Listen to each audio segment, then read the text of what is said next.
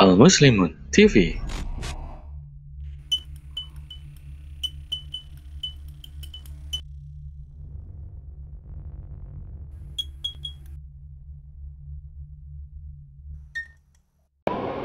Bismillahirrahmanirrahim. Assalamualaikum warahmatullahi wabarakatuh. Innal hamdalillah nahmaduhu wa nasta'inuhu wa nastaghfiruh wa na'udzu billahi min syururi anfusina wa sayyiati a'malina. May yahdihillahu fala mudilla lahu wa may yudlil fala hadiya lahu.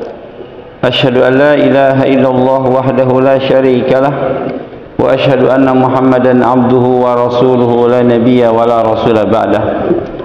Allahumma salli wa sallim wa barik ala nabiyyina Muhammadin wa ala alihi wa ashabihi wa man tabi'ahum bi ihsan ila yaumiddin, thumma amma ba'd.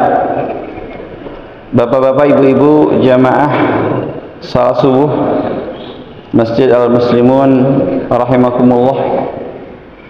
Di kesempatan kali ini insyaallah kita akan mencoba membahas salah satu syariah Islam yang berkaitan dengan talak dan rujuk, ya, atau perceraian dan rujuk di dalam syariat Islam.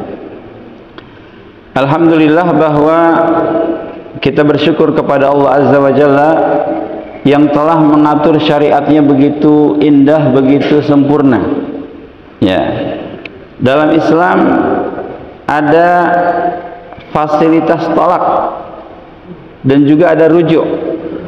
Dan ini salah satu fasilitas yang mungkin dibutuhkan oleh kaum muslimin. Perceraian terkadang bermakna positif, walaupun terkadang juga bermakna negatif. Terkadang ada kaum muslimin yang butuh dengan syariat perceraian, atau muslimah butuh dengan syariat perceraian. Ketika hubungan keluarga sudah sangat tidak mungkin disatukan, maka Islam memberikan satu fasilitas, yaitu bercerai. Menikah dengan cara yang baik, maka cerai pun dengan cara yang baik. Menikah dengan syariat Islam, maka cerai pun harus dengan syariat Islam. Sebab Islam mengatur sesuatu yang indah, sesuatu yang sangat baik sekali. Kaum muslimin rahimakumullah, dalam bahasa Arab, cerai ini sering diistilahkan at-talaq. Ya, maknanya hallu ri'bitati zawj bilafdhin sarih ka anti talik au kinayah, ya, ma'aniyah ka idhabi ila ahlik. Makna at-talaq atau perceraian yaitu seorang suami yang memutus tali pernikahan dengan istrinya dengan perkataan yang jelas seperti anti talik, saya cerai Anda, atau dengan kata-kata sindiran, kinayah, seperti seorang suami mengatakan idhabi ila ahlik, silahkan pulang ke rumah orang tuamu. Ya. Jadi ada dua lafaz cerai itu, lafaz yang jelas, lafaz kinayah. Ya. Lafaz sharih, lafaz kinayah. Ada lafaz yang jelas, ada lafaz sindiran. Itu boleh menggunakan salah satunya. Tapi kalau lafaz yang jelas itu tidak perlu ditanyakan niat daripada perkataan itu. Itu sudah langsung terputus perceraiannya. Seperti seorang suami mengatakan saya cerai Anda, itu langsung terputus perceraian itu, tanpa dilihat maksudnya, tanpa ditanyakan niatnya. Tapi kalau seseorang mengatakan silahkan pulang ke rumah orang tuamu, nah ini harus ditanyakan maksudnya. Maksudnya apa? Maksudnya perceraian atau suruh ambil beras? Nah, gitu kan. Jadi silahkan pulang ke rumah orang tuamu, itu maksudnya apa? Kalau dia mengatakan maksud saya adalah cerai, maka jatuh perceraian. Gitu ya. Nah, hukumnya tentang asal hukum talak itu apa? Ini dikhilafkan oleh para ulama. Ya. Ada yang mengatakan bahwa di antara ini Syekh Al-Jazairi, beliau mengatakan at-talaqu mubah li raf'id dharar an ahadi zawjain. Bahwa perceraian itu hukumnya boleh kalau tujuannya untuk menghentikan ad-dharar, perselisihan yang tidak mungkin bisa disatukan lagi. Ya, itu boleh. Hukum bercerai dalam Islam tidak haram. Ya, kalau tujuannya adalah untuk menyelesaikan permasalahan yang tidak mungkin disatukan lagi, maka diperbolehkan. Dalilnya apa? Yaitu firman Allah dalam surah Al-Baqarah ayat 229, at-talaqu marratan fa imsakum bima'ruf aw tasrihum bi ihsan. Bahwa cerai dalam Islam itu hanya 2 kali. Ya, at-talaqu marratan. Cerai itu hanya 2 kali, maka peganglah istri itu dengan baik, artinya pertahankan, jangan dilepaskan. Au tasrihum bi ihsan, atau kalau engkau mau melepaskannya maka lepaskan juga dengan baik. Ya. Jadi diperintahkan kita mempertahankan dengan baik atau melepaskannya dengan baik. Nah, apa maksud at-talaqu marratan? Cerai itu hanya 2 kali. Artinya cerai yang bisa rujuk secara otomatis itu hanya 2 kali. Kalau sudah 3 kali, maka tidak bisa rujuk secara otomatis.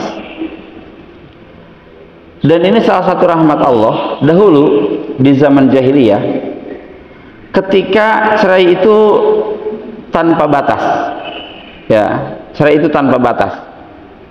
Biasanya rujuk itu 3 bulan atau 3 kali haid atau 3 kali suci.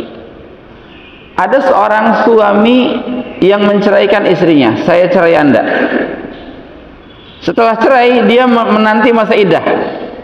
Di masa iddah, wanita itu tidak boleh menikah dengan orang lain, sebab suaminya lebih berhak untuk rujuk. Masa iddahnya berapa?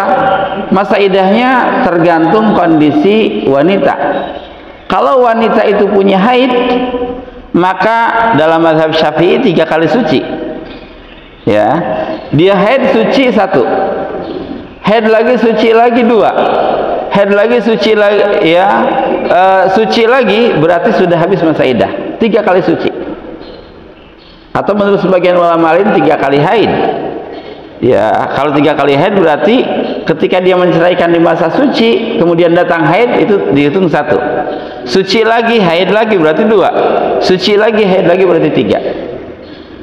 Ya, kalau wanita itu tidak punya haid, maka kemungkinannya apakah dia hamil atau tidak hamil. Kalau hamil berarti masa iddahnya sampai melahirkan. Ya, kalau dia melahirkan, maka habis masa iddah. Kalau dia tidak haid dan juga tidak hamil, ya, kalau dia tidak hamil dan juga tidak punya haid, maka 3 bulan. Masa iddahnya 3 bulan. 3 bulan itu berarti sekitar 90 hari. Ya. Nah ini. Nah, dahulu di zaman jahiliyah ada seseorang yang menceraikan istrinya, saya cerai Anda. Ketika dicerai, maka wanita itu tidak bisa menikah dengan orang lain, sebab suaminya lebih berhak untuk rujuk. Ketika masa iddah hampir habis, dia mengatakan saya rujuk Anda. Di saat itu dia pun mengatakan saya cerai Anda lagi. Maka manjang iddah yang kedua. Setelah masa iddah akan habis, dia mengatakan saya rujuk Anda lagi. Kemudian saya cerai Anda lagi. Terus begitu. Jadi wanita itu tergantung menjadi istri yang utuh untuk suaminya, tidak menikah dengan orang lain pun tidak bisa, karena masih dalam masa iddah terus. Maka Allah Azza wa Jalla memutus perkara ini dengan mengatakan at-talaqu marratan. Wahai kaum muslimin, bahwa talak yang bisa rujuk itu hanya 2 kali. Kalau kita mencerai istri kita di kali yang ketiga, maka tidak ada istilah rujuk. Ya. Jadi at-talaqu marratan. Cerai itu hanya 2 kali. Sebab kalau seseorang sudah 3 kali bercerai, maka itu namanya talak bain kubra. Pertama, tidak ada rujuk, ya. Kemudian kalaupun ingin rujuk, maka dengan syarat yang sangat sulit sekali. Syaratnya apa? Yaitu wanita itu harus menikah dengan laki-laki lain, dengan pernikahan yang tidak direkayasa, pernikahan normal. Kemudian sudah melakukan hubungan suami istri dengan suaminya yang baru itu, ya. Kemudian setelah itu diceraikan oleh suami yang kedua tanpa rekayasa juga. Ketika tidak rujuk, perceraian sudah habis, maka dia boleh kembali kepada suami yang pertama, ya. Jadi harus hati-hati dalam masalah perceraian. At-talaqu marratan. Jadi hukum cerai itu mubah. Dan juga berdasarkan firman Allah dalam surah At-Talaq, ya ayyuhan nabi idza talaqtumun nisa fatalliquhunna li'iddatihinna wa ahsul iddah.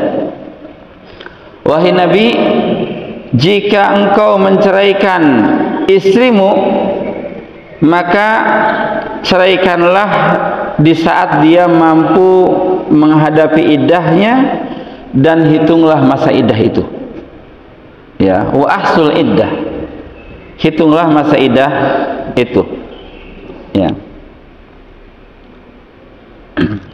Nah, tentang perceraian dengan bahasa kinayah, ini pernah Rasul sallallahu alaihi wasallam didatangi oleh seorang laki-laki yang mengadukan tentang keburukan akhlak istrinya, ya. Maka Rasul mengatakan, talliqha, jika memang dia sangat buruk maka ceraikan dia, talliqha, ya. Ini kalau memang diperlukan. Tapi kalau perceraian itu ternyata tidak diperlukan, tapi masih, ya, diadakan perceraian, maka ini termasuk perceraian yang dilarang dalam Islam. Bahkan nanti ada perceraian yang diharamkan. Rasul mengatakan, ayyuma imra'atin sa'alat zawjaha talaq fi ghairi ba'sin fa haramun 'alaiha raihatul jannah. Siapapun seorang wanita yang meminta cerai kepada suaminya, ya, padahal tidak ada sesuatu yang mengharuskan dia bercerai, maka haram baginya aroma surga, ya. Nah, kemudian tentang rukun perceraian. Rukun perceraian ada 3. Pertama, az-zauj al-mukallaf, yaitu suami yang mukallaf. Arti mukallaf itu dia sudah balik, berakal sehat, tidak dipaksa. Jadi kalau ada orang yang memaksa, ceraikan istri Anda, ini pisau udah di sini, ceraikan istri Anda, dia mengatakan saya ceraikan istri saya, itu tidak sah perceraiannya, karena dia dipaksa, gitu ya, karena dia terpaksa menceraikannya, ya. Jadi dia mukallaf.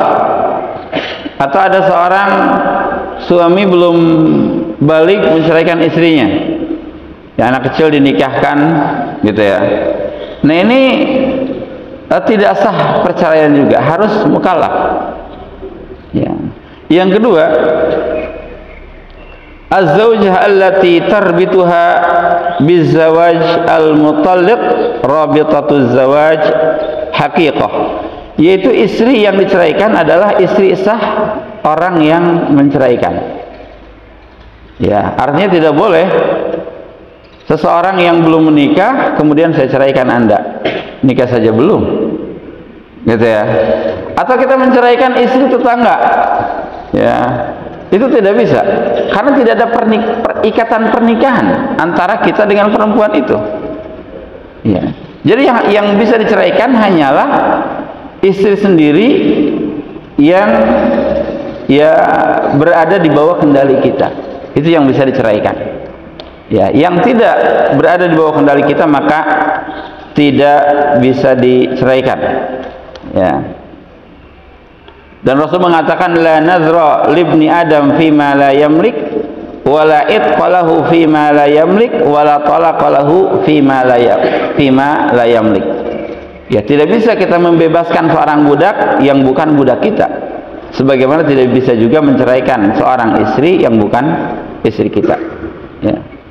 Kemudian yang ketiga ada lafaz cerai, baik sharih ataupun kinayah tadi. Ya, ada lafaz cerai seperti seorang suami mengatakan, ya anti taliq, engkau sudah aku ceraikan, maka sudah terjadi perceraian. Ya. Nah, kemudian perceraian ini ada dua macam. Yang pertama, ya, atau ada beberapa macam, ada 5 macam ya. Yang pertama at-talaqus sunni, tolak sunnah. Nah, tolak sunnah itu kapan? Tolak sunnah ini maksudnya perceraian yang sesuai dengan syariat Islam, yaitu menceraikan istri di saat dia suci dan belum digauli. Gitu ya.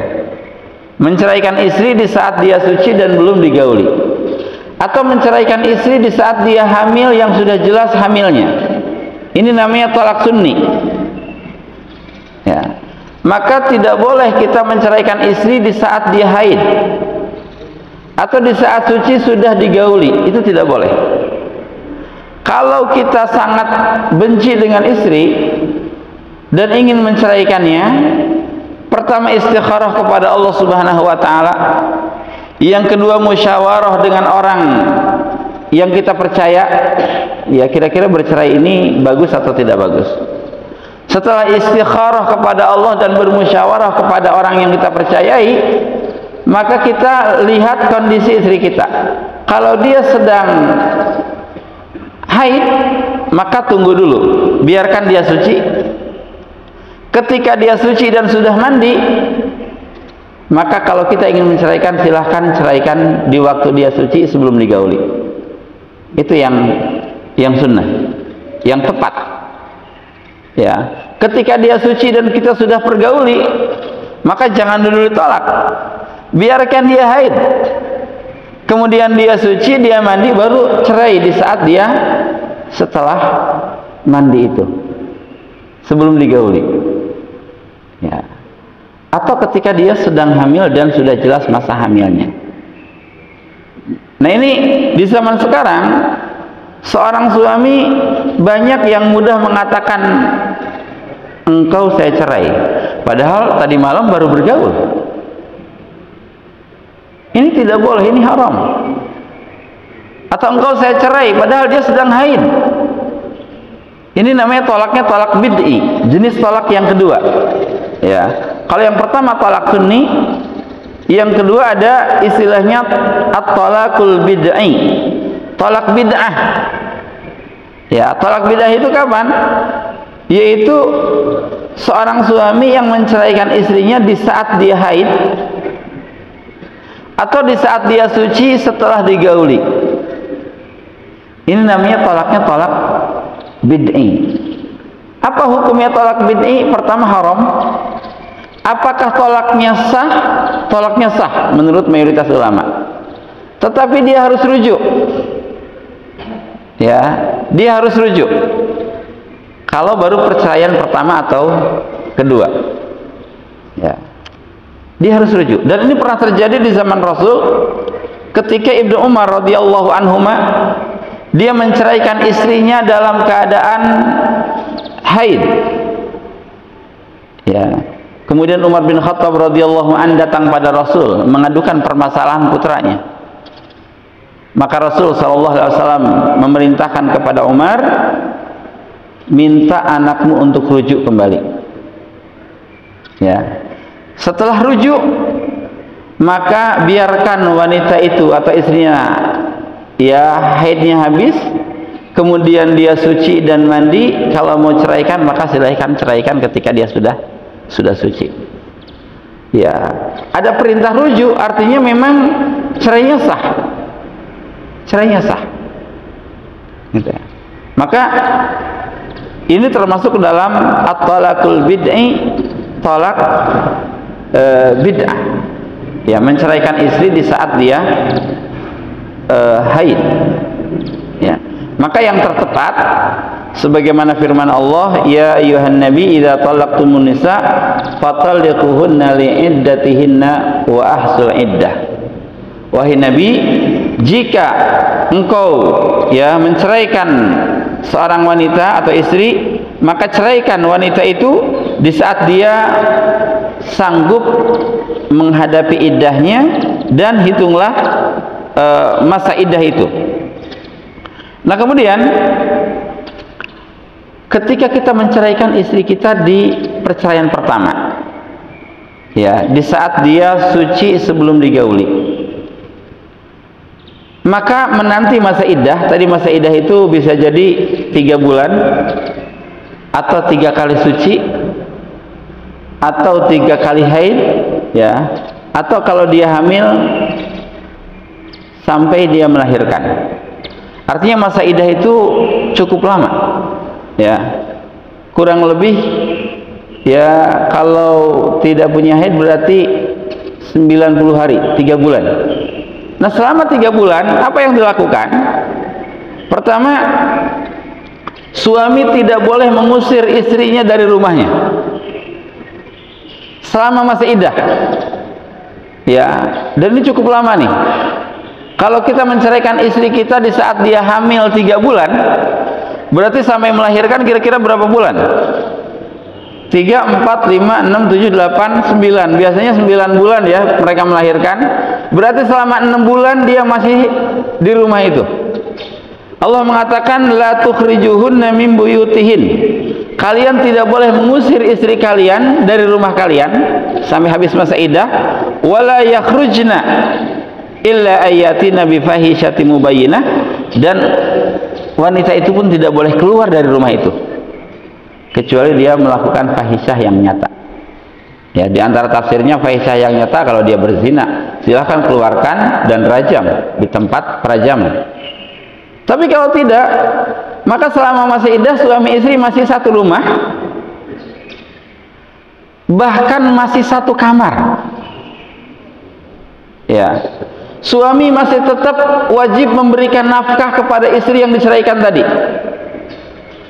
Ya, masih tetap memberikan pakaian, minuman, makanan, penginapan sebagaimana istri biasa. Dan istri pun masih normal melayani suaminya selama masa iddah. Ya, kalau terjadi hubungan suami istri di masa iddah itu namanya rujuk secara otomatis. Ya, kalau terjadi hubungan suami istri itu namanya rujuk secara otomatis dengan syarat masa iddah belum habis. Ya, masa iddah belum habis. Dan tata cara rujuk itu bisa dengan 2 hal. Pertama dengan ucapan, seperti mengatakan engkau istri saya lagi, berarti rujuk. Ya, engkau adalah istri saya lagi. Atau dengan perbuatan seperti melakukan hubungan suami istri sudah 2 minggu diam-diaman, gitu ya, satu kamar, dan istri pun masih boleh membuka aurat, masih boleh berdandan. Istri yang diceraikan itu masih boleh berdandan. Ya, nah ketika terjadi hubungan suami istri setelah 2 minggu diam-diaman, misalkan, ya, ternyata terjadi hubungan suami istri di masa iddah, itu artinya rujuk secara otomatis. Maka sangat penting masa iddah itu. Ya. Nah, sekarang ini, di zaman sekarang, kalau hari ini terjadi perceraian, hari ini juga langsung pisah rumah. Ya, istri kabur ke rumah orang tuanya atau ke rumah manapun, ya, dan suami pun sudah tidak peduli lagi. Maka memang jarang yang bisa rujuk lagi. Sebenarnya masa iddah ini adalah masa istikharah, masa penantian. Kalau masa iddahnya 3 kali suci, ya, ini 1 kali suci sudah datang, 2 kali suci sudah datang, ini tinggal 1 kali suci lagi. Apakah ingin rujuk ataukah tidak? Ya, maka penentuannya di akhir-akhir waktu ini. Kalau ingin rujuk, maka rujuk dengan baik. Kalau ingin lepas, maka lepaskan dengan baik. Kalau sudah selesai masa iddah dan ternyata tidak terjadi rujuk, maka silahkan pisah rumah setelah itu, dan wanita itu boleh menikah dengan siapapun laki-laki pilihannya kalau habis masa iddah. Tapi kalau ingin kembali kepada suami pertama bisa atau tidak? Bisa, tapi dengan syarat pernikahan baru, ya, dengan syarat mahar baru, ijab kabul baru, saksi yang baru, tanpa wanita itu harus menikah dulu dengan laki-laki yang lain. Kalau ini perceraian pertama atau kedua, ya, kalau ini perceraian pertama atau kedua. Tahun 2010 terjadi perceraian pertama, kemudian rujuk, ya, kemudian tahun 2020 terjadi lagi perceraian yang kedua setelah 10 tahun. Itu masih dihitung tuh, pertama tahun 2010, kedua tahun 2020. Kalau tahun 2023 ingin terjadi perceraian lagi, ini setelah rujuk, kalau tahun 2023 terjadi perceraian lagi, maka ini namanya tolak bain kubro, ya. Tolak bain kubro ini tidak bisa lagi kembali kecuali dengan syarat yang sangat berat, ya. Kalau perceraian pertama atau kedua sudah habis masa iddahnya dan dia tidak rujuk, maka itu namanya tolak bain sugro, ya. Jadi tolak bain kubro, tolak bain kubro. Dan kalau kita tidak ingin rujuk lagi, cukup dengan 1 kali perceraian saja, tidak usah diulang sampai 3 kali. Ya, kita memang tidak ingin kembali lagi dengan istri. Saya cerai Anda pada kali pertama, kemudian jangan rujuk sampai habis masa iddah, kemudian setelah itu dia boleh keluar dan menikah dengan siapapun laki-laki pilihannya. Itu silahkan. Jadi tidak perlu menceraikan istri itu 3 kali, gitu ya, kalaupun ingin pisah selamanya. Nah ini, jadi ada tolak sunni, ada tolak bid'i, ya. Tolak sunni adalah menceraikan istri di saat dia suci sebelum digauli atau di saat dia hamil yang jelas kehamilannya. Tolak bid'i adalah tolak, ya, di saat istri ini sedang haid atau sedang suci setelah digauli. Nah kemudian tolak sendiri ada yang namanya tolak bain, ada tolak raj'i, ya. Apa itu tolak bain? Huwa alladzi la yamlikul mutalliq ma'ahu haqqar raj'ah. Tolak bain itu adalah sebuah tolak yang menyebabkan suami tidak punya hak rujuk, ya. Suami tidak punya hak rujuk, itu namanya tolak bain. Beda dengan tolak raj'i. Kalau tolak raj'i adalah sebuah tolak, sebuah perceraian, tapi suami masih punya hak rujuk, ya. Kapan tolak bain ini terjadi? Pertama, ayut talikha talakan raj'iyan thumma yatrukuha fala yuraji'ha hatta tanqadi iddatuha. Ya, yang pertama yaitu seorang suami yang mentalak istrinya secara tolak raj'i, yaitu tolak pertama dan kedua, tapi sudah habis masa iddahnya. Ya, sudah habis masa iddah tanpa ada rujuk. Maka kalau habis masa iddah, itu berarti statusnya bukan tolak raj'i lagi, tapi tolak bain. Dia tidak bisa rujuk secara otomatis. Kalau ingin rujuk harus nikah ulang. Ya. Yang kedua, ayutalikha ala malin tadfa'uhu mukhala'atan. Yaitu ketika suami meminta cerai kepada istrinya, meminta khulu dengan memberikan mas kawin yang dahulu diberikan, atau dengan memberikan harta yang disepakati oleh suami. Kalau istri mengatakan, wahai suamiku, ceraikan saya, dan kalau anda ceraikan saya, ini saya berikan anda 50 juta rupiah, itu namanya tolak bain. Ini namanya khulu, ya, itu namanya khulu. Khulu itu berarti permintaan cerai dari istri ke suami, dan itu boleh, ya, permintaan cerai dari istri ke suami, ya. Tapi kalau tolak biasa berarti perceraian yang dikeluarkan dari suami ke istri, ya. Kalau khulu biasanya mengembalikan mahar yang dulu diberikan, atau kalau maharnya adalah surah Al-Fatihah kan nggak bisa dikembalikan itu, ya, maka boleh dengan memberikan harta, ya, boleh memberikan harta yang disepakati dengan suami. Tapi kalau kezaliman itu sumbernya dari suami, jadi suami yang sangat zalim terhadap istrinya, mudah memukul istri, ya, tujuannya agar dia mengembalikan mahar, maka hakim boleh menceraikannya dan mahar itu tidak dikembalikan, gitu ya. Ini. Nah, kalau perceraian itu dikarenakan khulu, yaitu permintaan istri kepada suami, maka tidak ada rujuk, ya. Yang ketiga, ayyutalliqaha al-hakamani indama yarayani ayyutalliqa aslah minal ibqa ala azwaj, ya, yaitu ketika suami istri diceraikan oleh dua hakim, hakim dari laki-laki dan hakim dari perempuan. Jadi kalau ada suami istri ini bertengkar terus, maka suami mendatangkan keluarganya yang paling baik, yang paling salih, dan istrinya pun mendatangkan keluarganya yang paling baik, yang paling salih. Mereka berembuk tentang suami istri ini.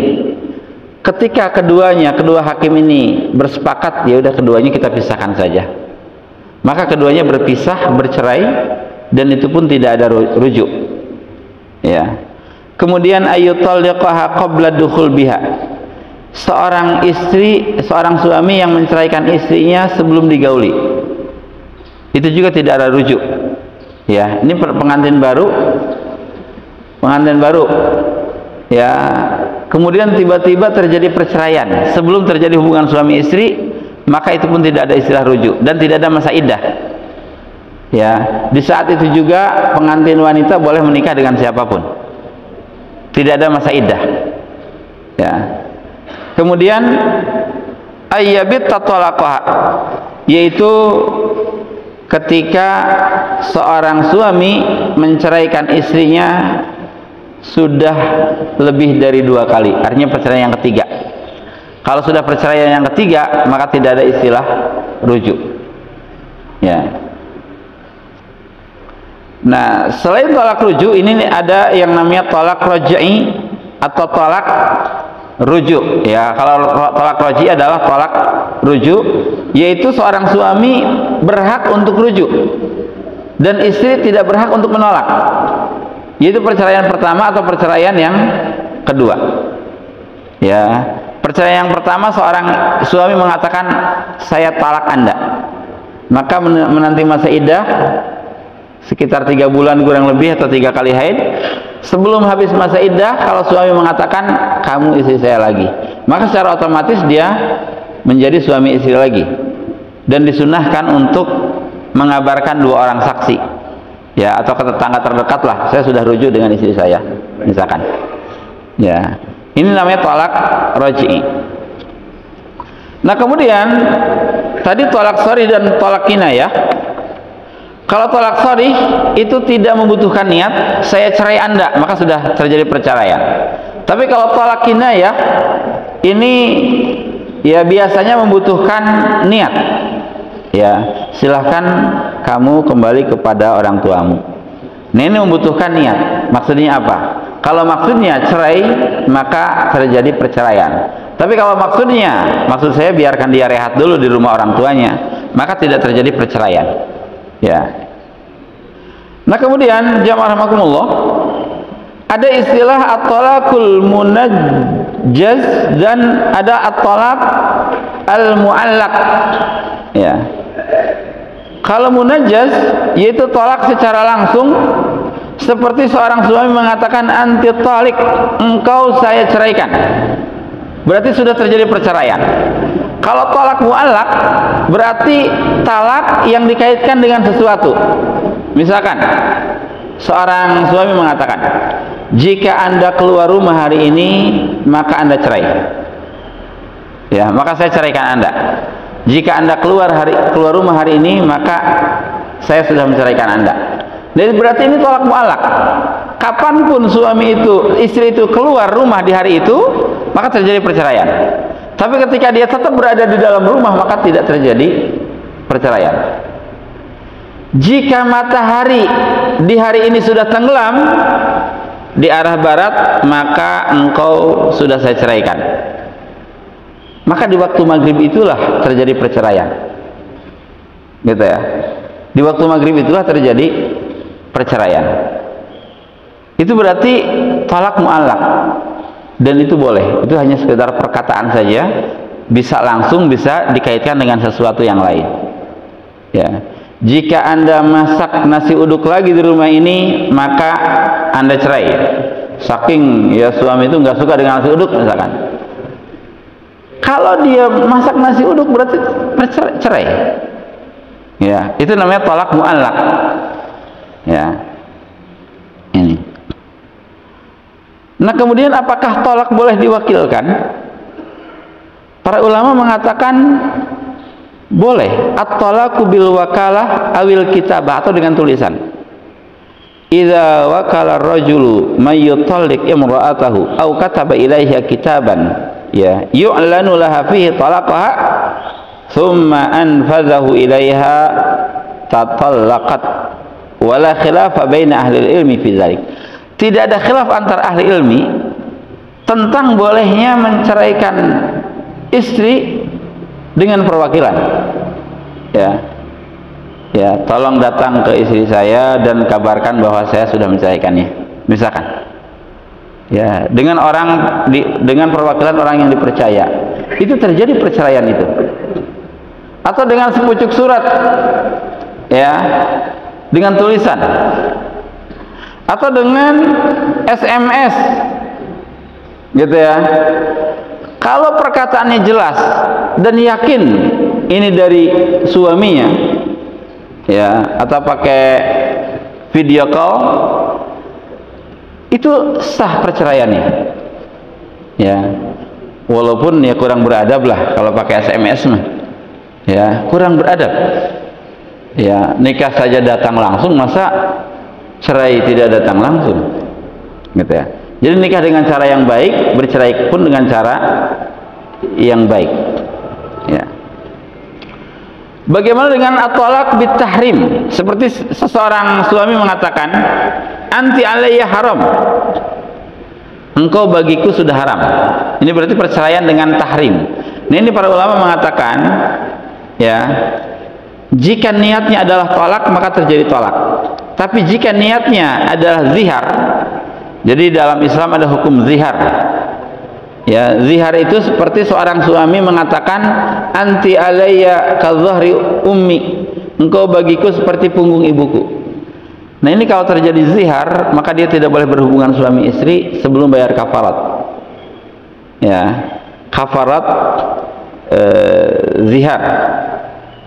Ya, yaitu membebaskan budak, atau berpuasa 2 bulan berturut-turut, atau kalau tidak bisa maka memberi makan 60 orang miskin. Ya.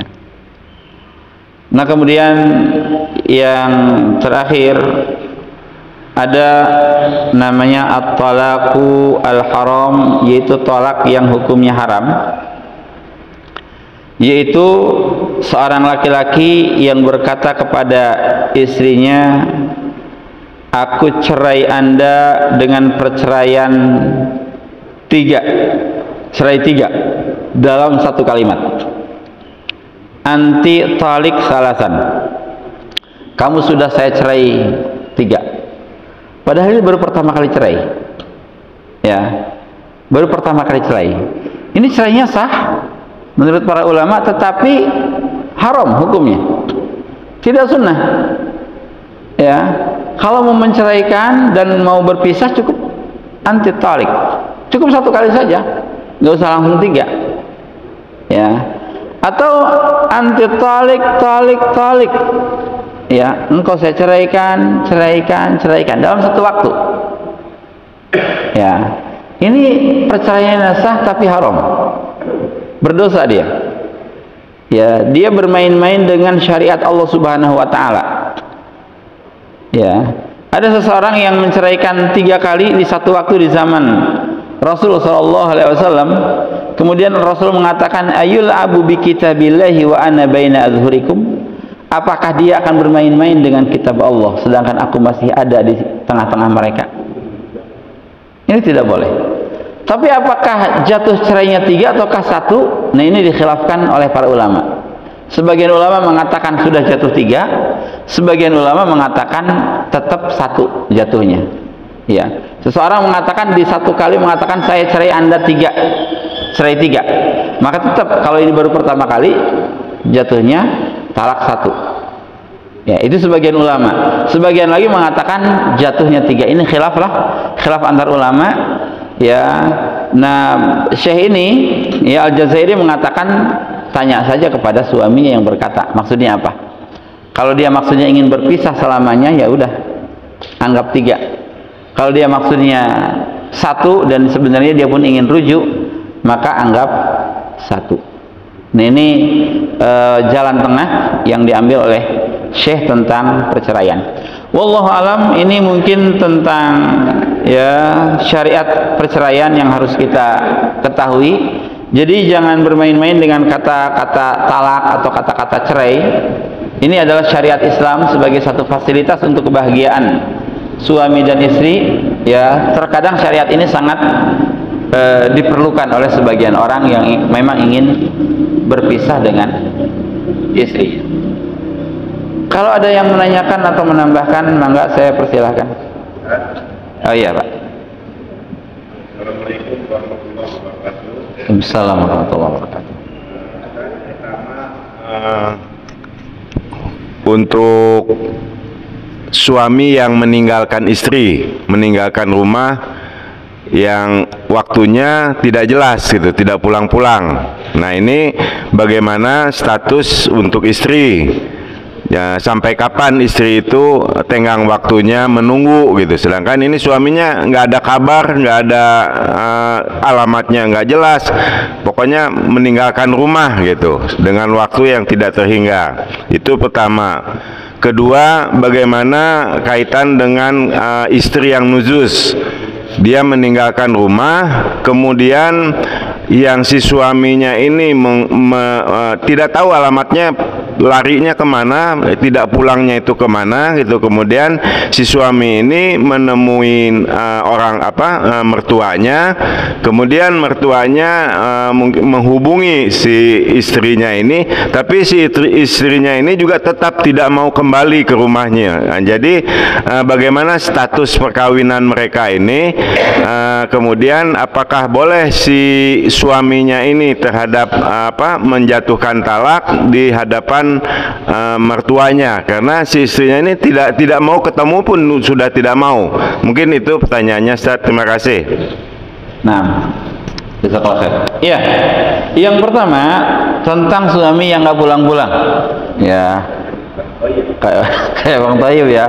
Cuman ini Tayyibnya Tayyib kuadrat nih, nggak pulang-pulang sampai nggak tahu kapan pulangnya, gitu ya. Kalau suami tidak pulang-pulang, maka biasanya di buku nikah itu ada talak ta'lik. Ya, talak ta'lik terkadang dibutuhkan juga. Ya, dengan perkataan jika saya meninggalkan istri saya selama sekian bulan berturut-turut maka jatuh talak, misalnya seperti itu. Berarti berdasarkan kesepakatan, kalau itu ditandatangani ya oleh suami pada waktu itu, maka dia telah jatuh talak. Ya, telah jatuh talak ketika masa misalkan dikatakan selama 3 bulan berturut-turut tidak pulang-pulang, maka jatuh talak. Ya, apalagi tidak diketahui, tidak bisa dihubungi, dan hakim bisa menjatuhkan itu cerai. Sebab kalau tidak diceraikan, ini bisa menjadikan mudarat untuk istrinya. Dia akan terus tergantung, tidak punya suami dan juga tidak bisa menikah dengan laki-laki yang lain, gitu ya. Maka jatuh talaknya ya dijatuhkan oleh hakim, kemudian menunggu masa iddahnya. Setelah habis masa iddahnya, baru dia boleh menikah dengan laki-laki yang lain. Yang kedua, tentang istri yang nusyuz. Ya, nusyuz ini istri yang meninggi di hadapan suami. Ya, istri durhaka lah. Ya, itu istri yang nusyuz. Kalau istri itu keluar rumah nusyuz, ya pertama hak nafkah itu menjadi jatuh. Suami tidak lagi berhak memberikan dia nafkah. Ya, tidak wajib memberikan dia nafkah. Yang kedua, apakah boleh menceraikannya di hadapan orang tuanya? Boleh. Berarti menceraikan dengan cara mewakilkan. Ya, mewakilkan perceraian itu kepada orang tuanya, atau mengabarkan kepada orang tuanya, saya sudah menceraikan dia, agar orang tuanya menyampaikan kepada dia bahwa orang tersebut sudah diceraikan. Itu bisa sah. Walaupun kalau terjadi perceraian pertama, seharusnya suami istri masih satu rumah tadi ya. Kalau terjadi perceraian pertama atau kedua, suami istri masih harus satu rumah sampai habis masa iddah. Ya. Tapi ketika dia sudah keluar rumah, maka ceraikan saja, ya, dan jatuh cerainya. Wallahu a'lam. Iya, Pak.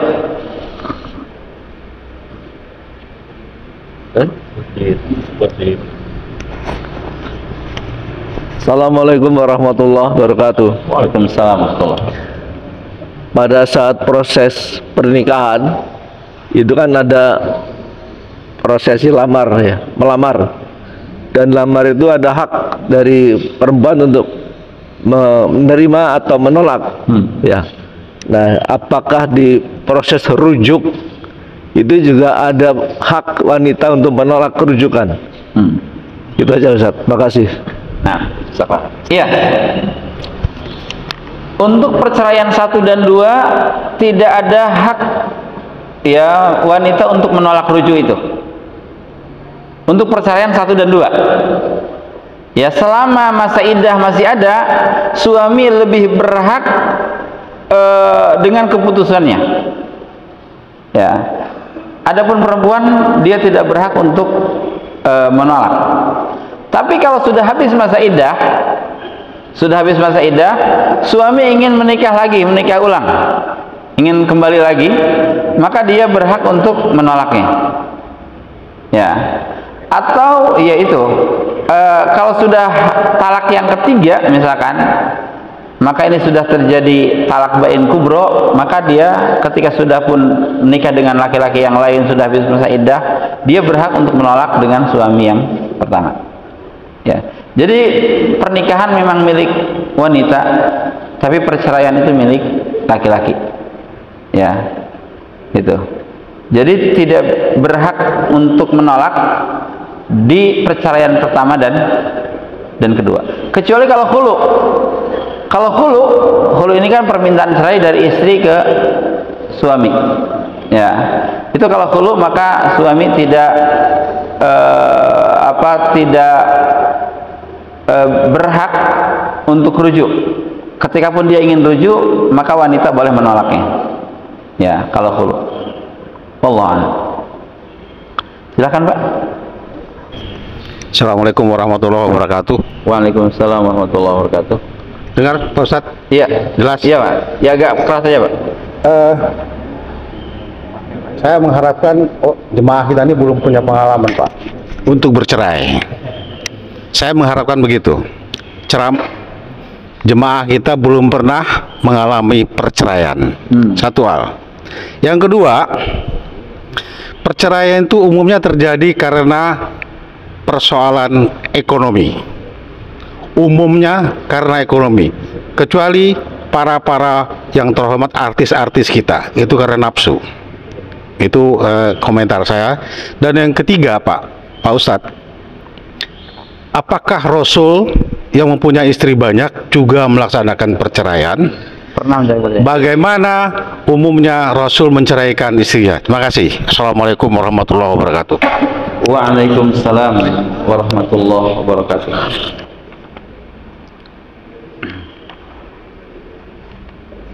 Iya, baik. Kalau di sini tidak pernah ada yang menceraikan istrinya ya, jamaah tadi ya. Alhamdulillah berarti. Berarti cocok lah. Ya, pergaulan suami istrinya cocok, aman, nyaman. Dan kalau memang cocok tidak boleh bercerai. Tidak usah bercerai. Itu kan ada kecocokan. Tapi fasilitas cerai dalam syariat Islam ini untuk rumah tangga yang memang tidak cocok. Ini ada fasilitasnya, ada pintunya, maksudnya ada pintu keluarnya, gitu ya. Dan perceraian memang diantara motifnya itu dikarenakan ada yang karena kurang ekonomi, akhirnya ribut terus. Tapi lebih kepada kurang akhlak sebenarnya, ya, lebih kepada kurang akhlak. Ya, istri yang nusuz kepada suami yang tidak mau taat, atau suami yang berakhlak buruk terhadap istri. Ini biasanya mayoritas motif perceraian, ya, dikarenakan akhlak yang sangat kering, bukan dikarenakan rupiah yang kering biasanya, ya, atau karena keimanan yang sangat sedikit sehingga akhlaknya pun menjadi buruk, ya. Ini menjadi motif perceraian. Nah, kemudian apakah Rasul Shallallahu Alaihi Wasallam pernah menceraikan istrinya? Ya, pernah. Rasul SAW pernah menceraikan istrinya, tapi hanya sedikit. Yang Rasul SAW ceraikan, ya, yang saya tahu yaitu hanya satu istri yang pernah Rasul SAW ceraikan. Ketika Rasul menikah dengan seorang wanita, kemudian wanita itu ketika ingin bermalam dengan Rasul SAW, ya, ada perkataan yang kurang bagus yang dikatakan kepada Rasul SAW, yaitu dia mengatakan, kalau tidak salah, ya, a'udzubillahi minka, ya, aku berlindung kepada Allah dari engkau.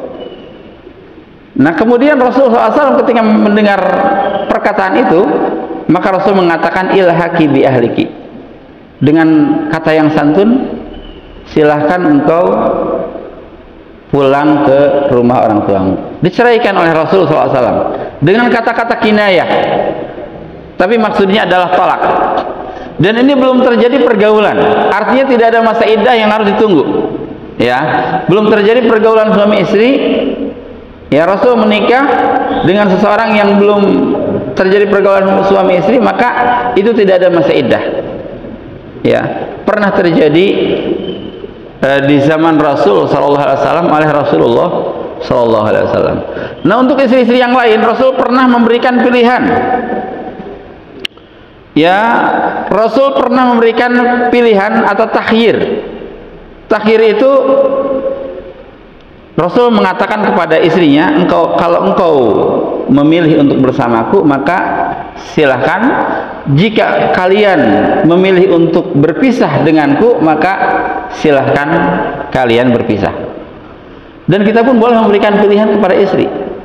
Jika engkau mau, maka saya ceraikan Anda.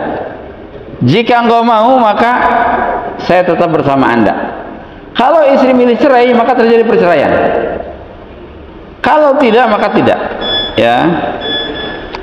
Dalam surah Al-Ahzab ayat 28, ya, Al-Ahzab ini surah ke-33, ya, ayat 28,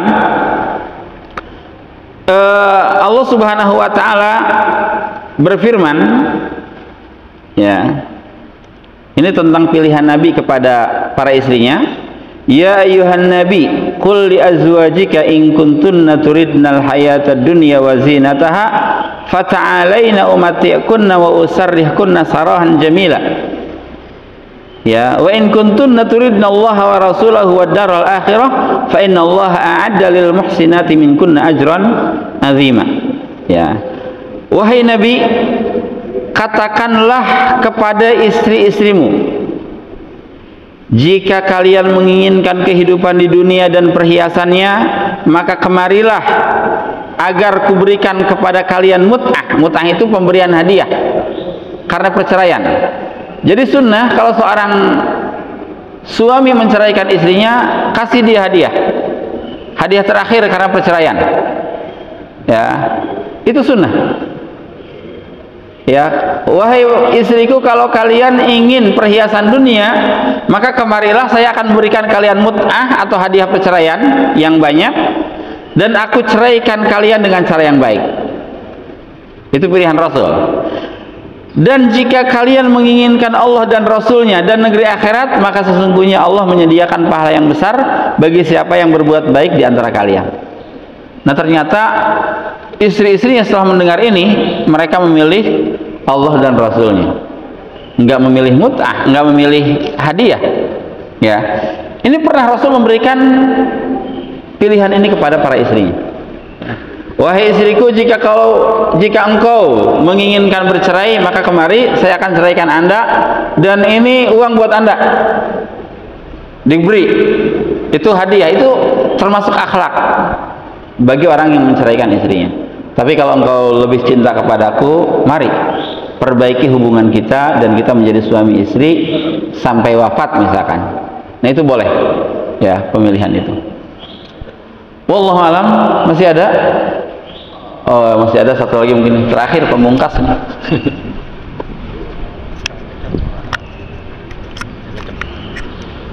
Ini pertanyaan.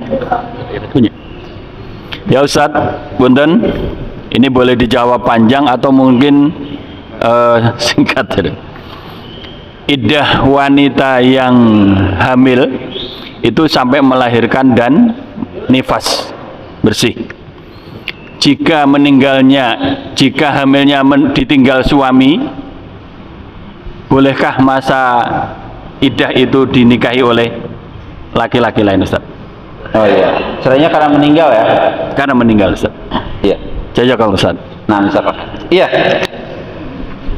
Masa iddah wanita yang hamil, kalau suaminya meninggal di saat wanita itu hamil, gitu ya. Maka ini ada dua masa iddah. Pertama, masa iddahnya itu bisa karena hamil, atau yang kedua bisa 4 bulan 10 hari. Jadi kalau meninggal itu 4 bulan 10 hari. Ya. Nah, kalau seorang wanita hamil dan istrinya meninggal, mana masa iddahnya? Apakah 4 bulan 10 hari ataukah sampai melahirkan? Maka para ulama mengatakan ambil masa terpanjang. Kalau dia hamilnya sudah 9 bulan, ternyata suaminya meninggal, biasanya seminggu lagi dia akan melahirkan. Maka masa iddahnya bukan hamil, bukan melahirkan, tapi apa? 4 bulan 10 hari. Maka tidak boleh seorang laki-laki menikahi wanita tadi, kecuali sudah 4 bulan 10 hari. Ya. Kalau wanita itu hamilnya baru 1 bulan, dan ternyata suaminya meninggal, ya, apakah 4 bulan 10 hari yang diambil ataukah melahirkan? Biasanya yang lebih lama adalah melahirkan. Ya, melahirkan itu biasanya 8 bulan yang akan datang. Maka ambil masa iddahnya adalah masa iddah sampai melahirkan. Jadi ambil yang paling lama. Ya, ambil yang paling lama untuk masa iddah seorang wanita yang ditinggal mati oleh suaminya. Dan tidak boleh kita melamar secara langsung, tapi boleh dengan kinayah, dengan sindiran. Ya, kalau sudah habis masa iddah, maka di sini ada laki-laki yang siap ya serumah misalkan, itu dengan sindiran itu boleh. Tapi kalau secara jujur tidak boleh melamar wanita ketika masa iddah, apalagi ketika kematian, di masa iddah kematian suami. Wallahu alam. Ya, saya kira. Oh, satu lagi. Oh ya. Ada pertanyaan titipan. Orang ini nikah duluan, hamil duluan. Terus dia nikah punya anak lah ya. Kan ada kabar bahwa kalau orang menikah saat hamil kan tidak sah, atau setelah melahirkan harus nikah lagi. Itu otomatis cerai atau harus nikah laginya aja gitu? Baik. Ini khilaf antar ulama. Dalam mazhab Syafi'i tetap sah seorang yang hamil ya, terjadi hubungan suami istri di luar nikah, hamil kemudian terjadi pernikahan ya. Kalau syarat dan rukunnya itu terpenuhi, ada 2 orang saksi, ada wali, ada ijab kabul, ya, ada mahar yang diberikan, itu sah pernikahannya. Ya, walaupun mereka berdosa, harus bertobat sebelumnya, sah pernikahannya dan tidak perlu diulang lagi pernikahannya. Ya, walaupun yang tertepat yaitu menunggu melahirkan baru menikah. Tapi kalau sudah terjadi, maka pernikahannya sah dan tidak perlu nikah ulang. Allah alam. Tapi wallahu alam, saya kira cukup. Mohon maaf atas segala kekurangan. Subhanakallahumma wa bihamdik, asyhadu an la ilaha illa anta, astaghfiruka wa atubu ilaik. Assalamualaikum warahmatullahi wabarakatuh.